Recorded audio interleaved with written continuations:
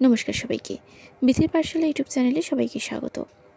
আজকের নিবেদন শচীন্দ্রনাথ বন্দ্যোপাধ্যায়ের একটি ভৌতিক গল্প, একদিন রাত্রে। তবে আজকের গল্প শুরু করার আগে আমার চ্যানেলে যারা নতুন তারা চ্যানেলটিকে অবশ্যই সাবস্ক্রাইব করে ভিডিওগুলিকে লাইক করে দেবেন, ভালো লাগলে বন্ধুদের সঙ্গে শেয়ার করবেন এবং পাশে থাকা বেল আইকনটি অবশ্যই ক্লিক করবেন। শুরু করছি আজকের গল্প। বিএসসি পরীক্ষার সামনে এসে গেছে, পড়াশুনো কিছুই করিনি। মেজদার নতুন মোটরটায় 70 মাইল স্পিড দিয়ে ডায়মন্ড হারবারে কিংবা চন্দননগরে বন্ধুবান্ধব নিয়ে হন্না সব দিন কাটছে। কিন্তু আর নয়, বই খুলে এবার ঘরে বসেছি। রাত বোধহয় অনেক হলো। বৈঠকখানা থেকে বর্দার ব্রিজের আসরের তর্কাতর্কি আর কানে আসছে না। মেজদা ডাক্তার, অনেকক্ষণ রোগী দেখে ফিরে এসে তার ঘরে শুয়ে পড়েছেন। কেটে গেছে বেশ আরও কিছুক্ষণ। এবার ঘুম পাচ্ছে, রীতিমতো ঢুলে পড়ছি। কিন্তু না, ঢুললে চলবে না, ঘুমোলেও চলবে না। খাতা নিয়ে অঙ্ক কষতে শুরু করলাম। অঙ্ক কষছি তো করছি, এমন সময় দরজার পাল্লা ঠেলে হঠাৎই মেজদার আবির্ভাব। বললেন, ওরে একটু আমার সঙ্গে চল তো, ড্রাইভার গাড়ি চলে গেছে, এদিকে কলও এসে গেছে জরুরি, না গেলেই নয়। যত জ্বালাতন এই রাত্রে এত, ডাক্তারি করা যে কি ঝকমারি।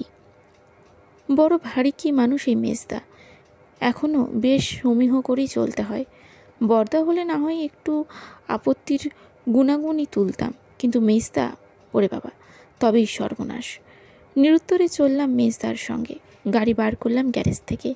মেজদা এসে পাশে বসলেন, আর ভেতরের সিটে বসলো একটা মধ্যবয়স্ক গেঁয়ো লোক। এই লোকটাই বুঝি ডাকতে এসেছিল মেজদাদাকে। এই বোকা বোকা ভালো মানুষ গোছের লোকটার মুখের দিকে তাকিয়ে মনে মনে যা চটলাম ওর উপর, তা বলার নয়। ব্যাটা এত রাত্রে করে এসেছে ডাক্তার ডাকতে, না হয় অন্য ডাক্তারকেই ডাক, তা নয়, মেজদাকেই চাই। কেন, সারা শহর জুড়ে আর কোনো ডাক্তার ছিল না? নির্জন রাস্তা, রেগে মেগে দিলাম স্পিড বাড়িয়ে যতটা পারি। এ রাস্তা সে রাস্তা করতে করতে শহরের প্রায় বাইরের অন্ধকারে একখানা কানা গলির সামনে লোকটা দাঁড় করালো আমাদের। তারপর গাড়ি থেকে নেমে মেজদাকে বলল, একটু বসুন ডাক্তারবাবু, আমি লণ্ঠনটা নিয়ে আসছি। বড় অন্ধকার, ওদিকে তখন লোডশেডিং চলছে বোধ হয়। লোকটা দেখতে দেখতে গলির মধ্যে অদৃশ্য হয়ে গেল, আর তার কয়েক মুহূর্ত পরে গলির মধ্যে থেকে বেরিয়ে এলো একটা মধ্যবয়স্কী লোক। এই অন্ধকার থেকেই হাতে একটা লণ্ঠন বা টর্চ ছিল না। মোটরের কাছে বারবার এসে আমাদের দুজনকে দেখে একটু থমকে দাঁড়ালো।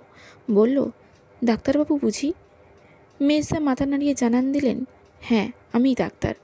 লোকটি বললে, আর দেখে কি করবেন বাবু, রোগী ওদিকে হয়ে গেছে, ওই জন্যই আর দাঁড়ালো না, গাড়ির পাশ কাটিয়ে চলে গেল কোনো দিকে।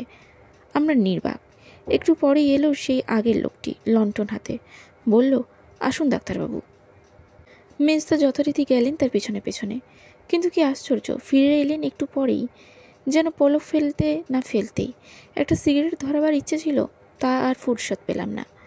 মেজদা হাতের ব্যাগটাকে ভিতরে রেখে দিয়ে বসলেন এসে আমার পাশে। বললেন, দেরি করিসনি, শিগগিরই স্টার্ট দে। গলাটা ওর যেন একটু ধরা ধরা, শরটা কাঁপা কাঁপা। দিলাম গাড়ি চালিয়ে। একটুক্ষণ চলার পর মেজদা বললেন, হ্যাঁ রে, যে লোকটা আমাদের কাছে এসে বললে রোগী মরে গেছে, তার মুখখানা লক্ষ্য করেছিলি? হ্যাঁ, ন্যাড়া মাথা, কালোপানা মুখ, চোখ দুটো, সে লোকটাই রোগী। গিয়ে দেখি বিছানায় মরে কাঠ হয়ে পড়ে আছে। কথাটা বলে মেজদা আমার দিকে একটু ঘন হয়ে সরে বসলেন। আজকের গল্পটি কেমন লাগলো কমেন্টে অবশ্যই জানাবেন, এবং এরকম ছোট ছোট গল্প আপনাদের কীরকম লাগছে কমেন্টে আমাকে জানান। তবে এরকম ছোট ছোট ভৌতিক গল্প আপনাদের কাছে আমি নিয়ে আসবো। ভালো লাগলে লাইক করবেন, বন্ধুদের সঙ্গে শেয়ার করবেন এবং পাশে থাকা বেল আইকনটি অবশ্যই ক্লিক করবেন। নমস্কার।